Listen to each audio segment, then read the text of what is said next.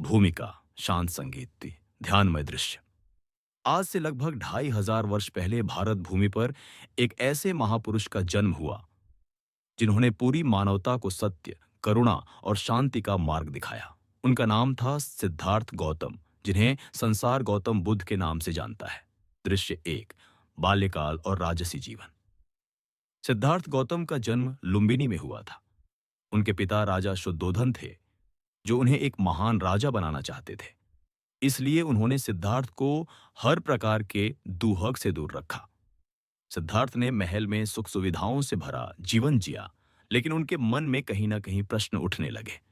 दृश्य दो, चार दृश्य।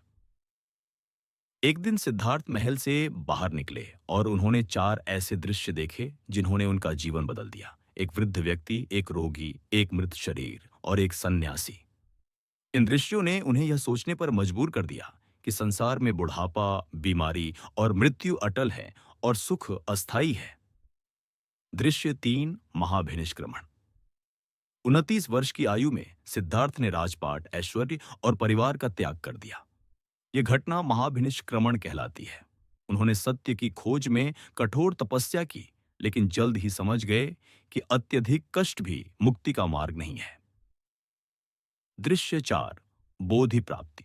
सिद्धार्थ ने मध्यम मार्ग अपनाया और बोध गया में बोधि वृक्ष के नीचे ध्यान में लीन हो गए। कई दिनों की साधना के बाद उन्हें ज्ञान प्राप्त हुआ और वे बुद्ध अर्थात प्रबुद्ध कहलाए। उन्होंने जाना कि दुहक का कारण तृष्णा है और उससे मुक्ति संभव है। दृश्य पांच, बुद्ध की शिक्षाएं। बुद्ध ने चार आर्य सत्य और अष्टांगिक मार्ग का उपदेश दिया। उनकी शिक्षाओं में करुणा, अहिंसा, ध्यान, सत्य और समानता पर बल दिया गया। उन्होंने जाति भेद का विरोध किया और सभी को समान दृष्टि से देखने की सीख दी। दृश्य छह, धर्म प्रचार। बुद्ध ने लगभग 45 वर्षों तक देश देशांतरण कर अपने विचारों का प्रचार किया।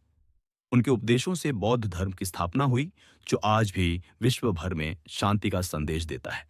समापन, शांत और प्रेरणादायक दृश्य। 80 वर्ष की आयु में बुद्ध ने महापरिनिर्वाण प्राप्त किया। आज भी उनकी शिक्षाएं हमें सिखाती हैं कि सच्ची शांति बाहरी संसार में नहीं, बल्कि हमारे भीतर है।